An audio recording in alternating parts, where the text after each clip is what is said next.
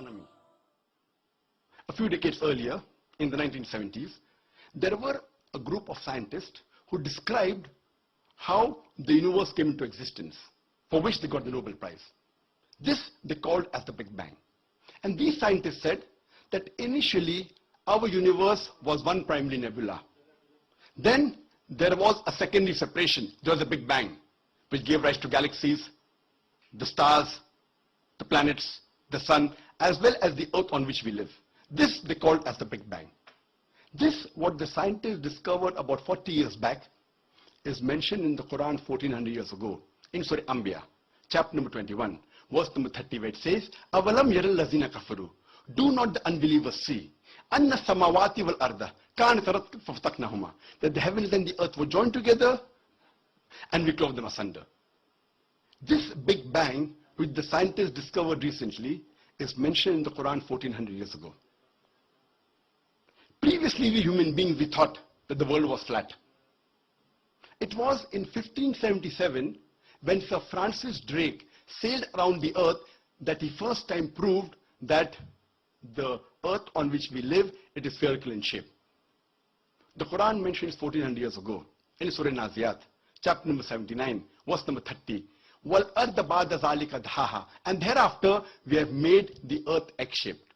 One of the meaning of daha is an expanse, and the earth is an expanse. The other meaning is derived from the Arabic word duya, which means an egg. And today we know the earth is not completely round like a ball. It is flattened from the pole. It is geospherical in shape. And if we analyze, the Arabic word dahaha doesn't refer to a normal egg. It specifically refers to the egg of an ostrich. And if we analyze, the egg of an ostrich is too geospherical in shape. Imagine, the glorious Quran 1400 years ago says that the earth is geospherical in shape. Previously we did not know that the light of the moon was its own light. Previously we thought that the light of the moon was its own light. Recently we have come to know that the light of the moon is not its own light, but it is a reflected and borrowed light.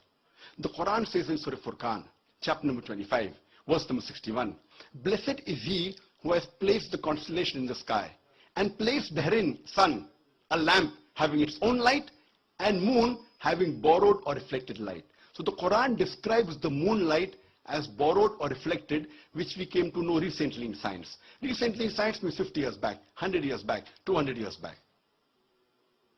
When I was in school, I passed my school in 1982, about 29 years back. There I'd learned in science that the sun, though it revolves, it does not rotate about its own axis. But the Quran mentions in Surah Anbiya, chapter number 21, verse number 33, Huwa allazi khalaqa al-layla wan-nahara. It is he who has created the night and the day. Wa-shamsa wal-qamar, the sun and the moon. Kullun fi falaki yasbahun, each one traveling in orbit with its own motion. The Quran says the sun and the moon, besides revolving, it also rotates about its own axis.